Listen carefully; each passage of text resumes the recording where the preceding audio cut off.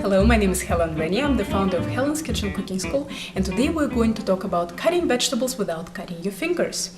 To do that safely, you'll need to master a pinch grip on your knife hand and a claw grip on your guiding hand.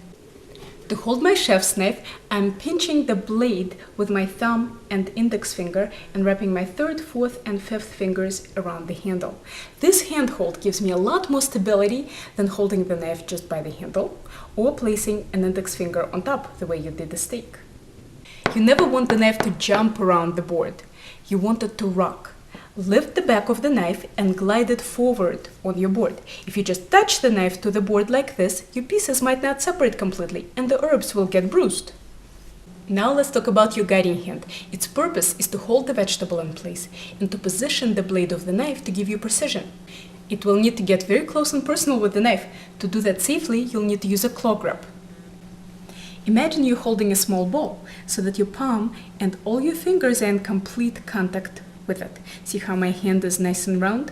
Now, anytime one of my fingertips decides to leave the ball, bad things happen, so do not let your fingers do that. By the way, lemons and limes make perfect balls for claw grip practice depending on the size of your hand. Now stick the elbow out so that the guiding hand meets your knife head on.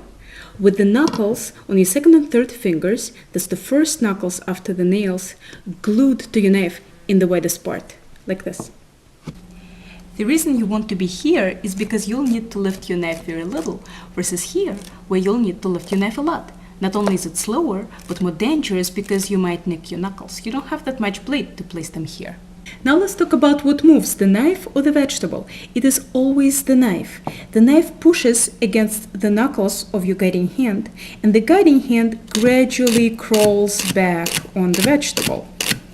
And the knife follows it by zigzagging on the cutting board.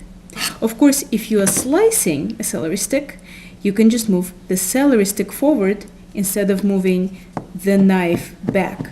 But try that with a diced celery stick and it does not work too well because all those French fry pieces of celery move at a different pace. People often complain that when they use this handhold, they cannot see what they're doing because their hands are so close together. Well, you don't need to see what you're doing. You need to feel what you're doing.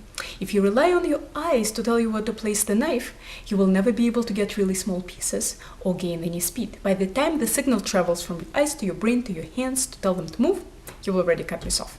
Here are some common mistakes that I see with claw grip in my classes.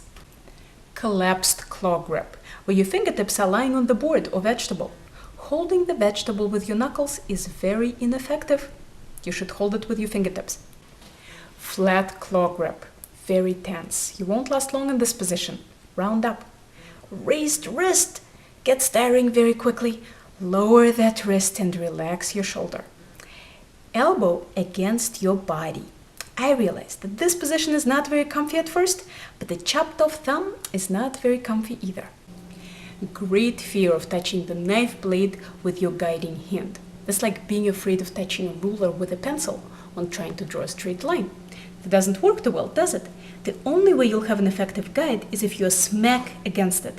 If you want, practice with a pastry scraper tool on an empty board. It's dull, so there is no way to cut yourself. Last but not least is go slow. Nobody is born with a perfect claw grip. It takes lots of practice and feels awkward at first. But when you've been doing it with perfect technique for about a week, you can pick up speed. From Helen's Kitchen in Boston, happy cooking and baking to you!